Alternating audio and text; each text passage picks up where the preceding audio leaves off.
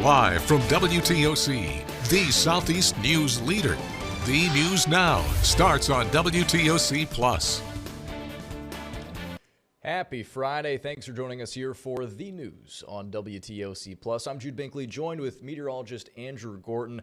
Hope you all enjoyed the dry New Year's holiday because, Andrew, we're tracking some potential Saturday storms coming in.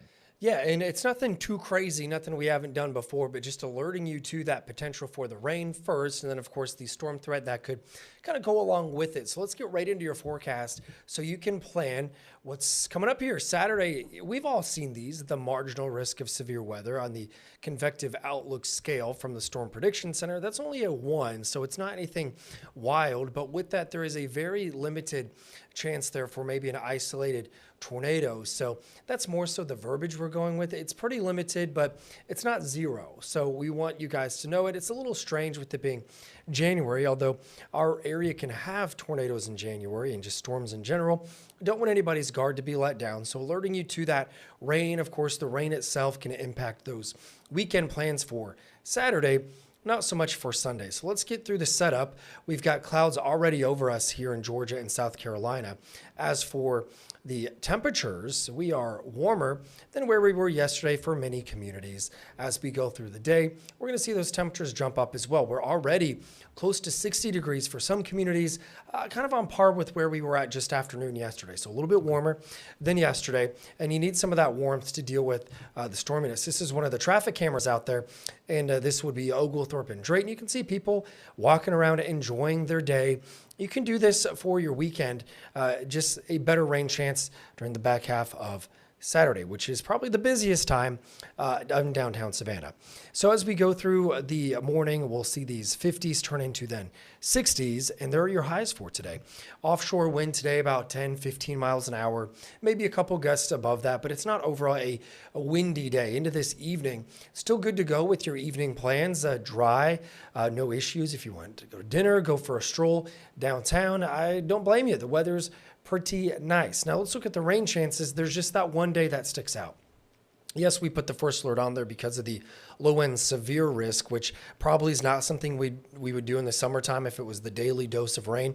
But with this one sticking out on a Saturday and people out and about, just wanted you to be alerted to that rain chance. And let's talk about it. So early morning plans on Saturday. Some spotty showers could be around. We're not looking at widespread rain in the early morning hours of Saturday. So stopping this around 7, some moisture trying to come through. Full transparency with this particular model I'm showing is going to be the more aggressive model. So it's going to kind of overdo rain coverage and intensity. So as we go through the midday, a little drier inland, a little wetter there toward the coast. The shower and storm threat really starts to ramp up as we go through the mid to late afternoon into the evening, as this becomes a little bit more linear, and where you see a little bit of bowing or the backwards C within the radar, kind of around Savannah, how it kind of curves a little bit within that bowing. That's where you could have some straight line wind, a little gusty. Typically, I would say non-severe storms in this setup, maybe some 30 to 40 plus mile an hour wind gusts. If there is a little notch that's severe, it could get closer to 50 to 60. So it's nothing too crazy, just alerting you to the potential. And the good news, it's out of here pretty quickly. We begin drying overnight Saturday, then into Sunday. And at this point, you can see that the winds from the northwest, a signal that the drier, the cooler air is coming in. So in your 7-day forecast, just the one day lit up in red for you. Saturday being a first alert day. Again, some isolated showers. First part of the day, a little bit more widespread, I would say, mid to late afternoon into the early evening, but then it's clearing out, and not a lot in regards to very impactful weather in the forecast for next week. In fact, Jude, you and I, we're outdoorsmen. We like getting outside. It looks nice, 70s. Yeah, that's work. Unfathomable for January. This is my first winter in Georgia, but that's hard to believe coming from Idaho in the north. I can't. It's gonna not feel like winter in my opinion, but we can enjoy I'm here for it. Squeeze a little bit of winter out of there and move in early spring, at least temporarily. So I guess you could call it a light at the end of the tunnel.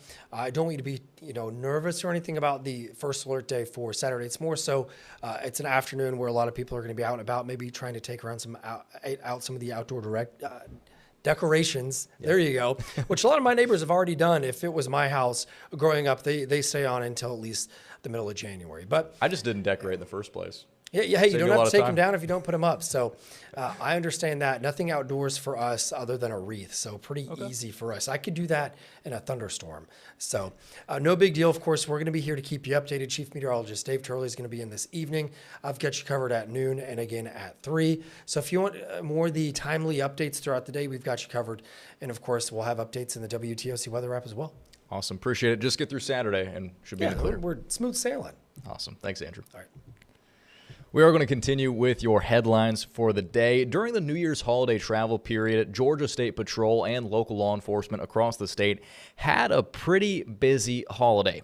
According to the Georgia Department of Public Safety, officers made 125 DUI arrests, and they cited 163 drivers for not wearing seatbelts.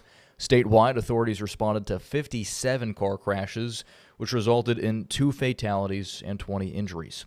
Georgia DPS says these numbers include reports from all law enforcement agencies statewide. Well, tax credits that helped reduce the cost of health care for millions of Americans have officially expired. Until lawmakers act, health insurance premiums will skyrocket for many families. Niamani Watson with our sister station in Atlanta has more from families who are already feeling that impact. The tax credits expired as the new year began, and if you recall, this very issue led to the country's longest government shutdown last year. One mother says her premium has gone up by hundreds of dollars for this month. The subsidies were a part of the Affordable Care Act and were enhanced during the COVID-19 pandemic. It helped lower premiums for people and families who don't qualify for Medicaid or Medicare or who lack employer coverage. KFF, an independent healthcare research nonprofit, reports expired tax credits would result in an average 114% rise in premiums. Single mother Teresa Acosta relies on the credits to afford insurance for herself and her 2 sons, one who has type 1 diabetes. She says her monthly premium went from $80 in December to $520 for January coverage. I was left with $74 3 days before Christmas, and I didn't sleep all night. I tossed and turned, cried, panicked, had hyperventilations. This month, the House is expected to vote on a bill that could extend those tax credits by 3 years. Reporting in downtown Atlanta, I'm Niamani Watson, Atlanta News First. And as you just heard, lawmakers face another huge hurdle when they return, passing a full budget. You'll remember last year the government shut down for the longest period in American history. Lawmakers were only able to agree on a temporary spending plan, and now another possible shutdown is looming. They have until January 30th to strike a deal. Congress is set to reconvene Monday the 3rd. You'll also remember the shutdown was all over healthcare costs as well. Also happening this coming Monday, Marjorie Taylor Greene will have her last day as a Georgia State Representative. Greene announced in November she'll be resigning from her District 14 seat. That's effective January 5th. The Congresswoman says she stepped down to avoid a hurtful primary. President Donald Trump said he would have backed a challenger against her. And another reminder for you this morning, the new year brings new laws for Georgia families that can impact your home as well as your money. First off, the state income tax will once again drop. It's falling from 5.19% to 5.09%. It's part of a plan to get that tax under 5% by next year, 2027.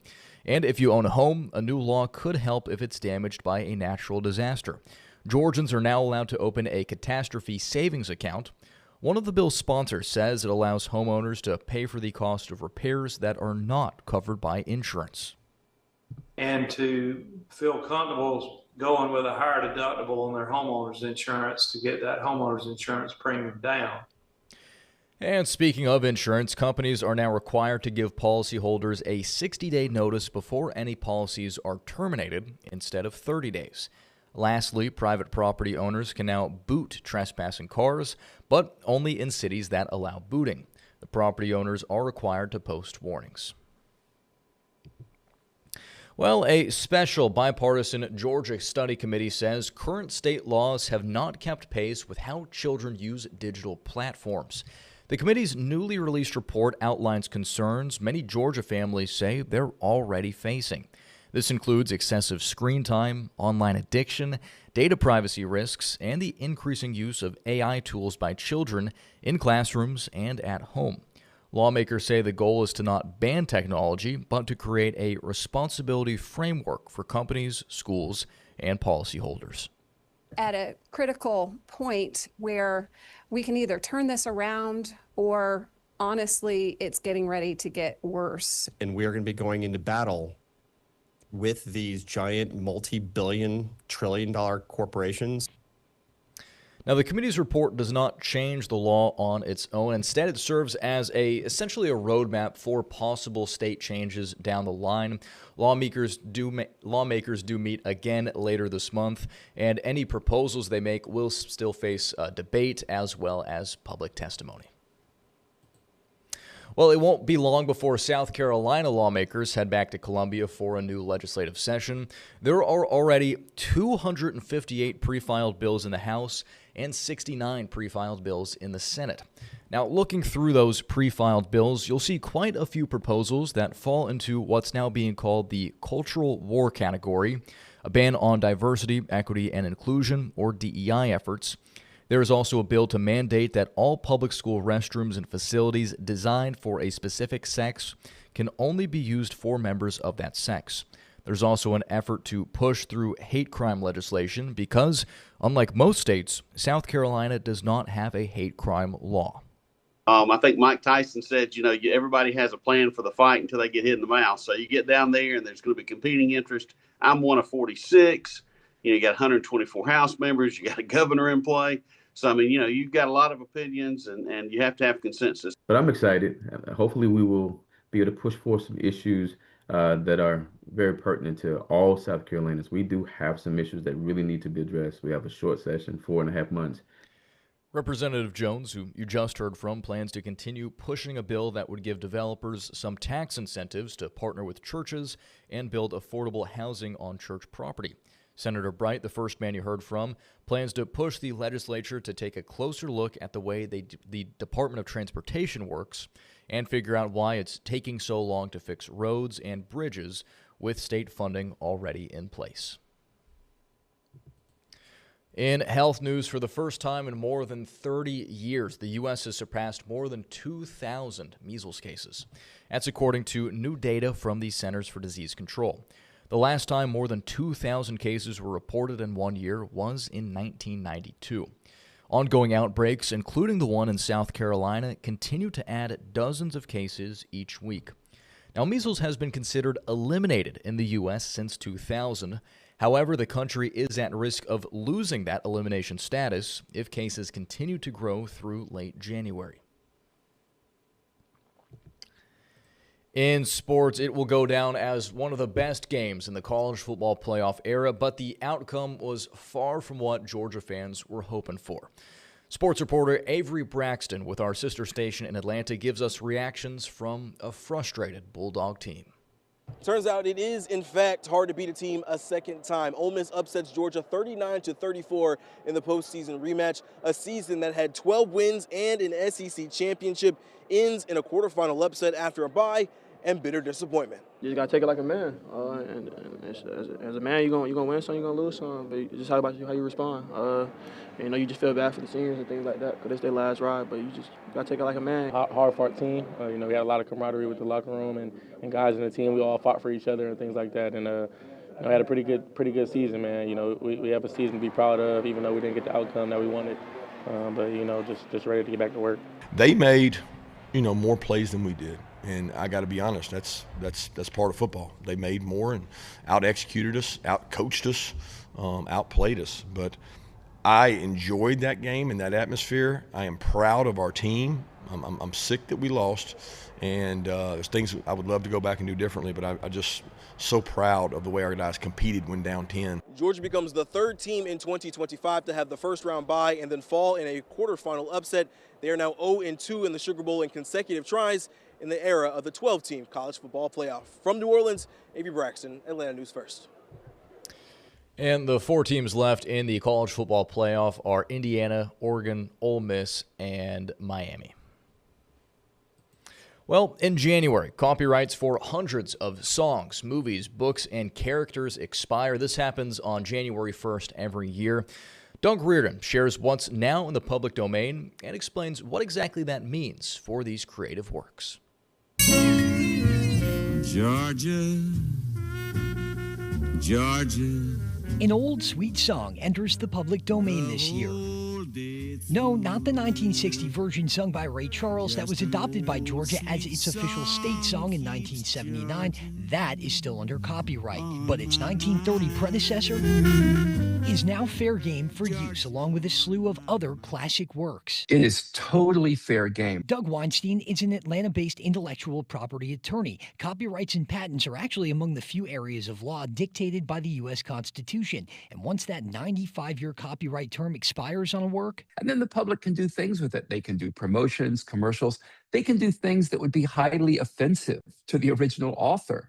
But that's okay. The author got their cut, and now it's out in the public. Anyone can do anything they want to with it. The Library of Congress keeps track of what enters the public domain each year. So what went in as 2025 came to an end? 9 new Mickey Mouse cartoons and classic cartoon character Betty Boop, as well as Blondie and Dagwood from the nostalgic comic strip, are now all fair game. In literature, works by American author and poet William Faulkner, including his most acclaimed title, As I Lay Dying, is now public.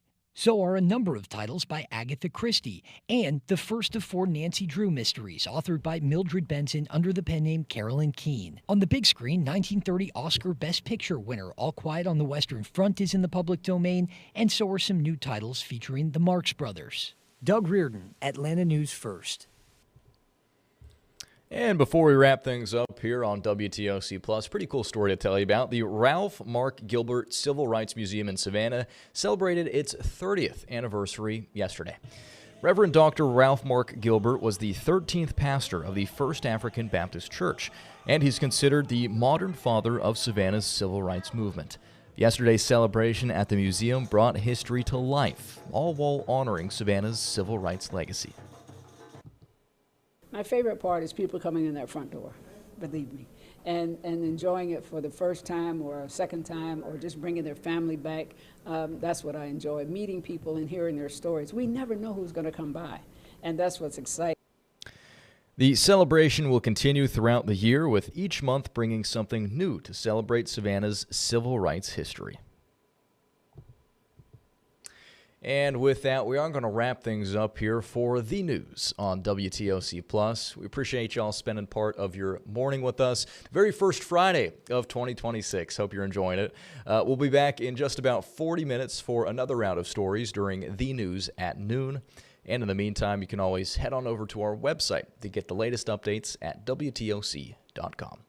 Thanks for watching, and we'll now join Local News Live in progress.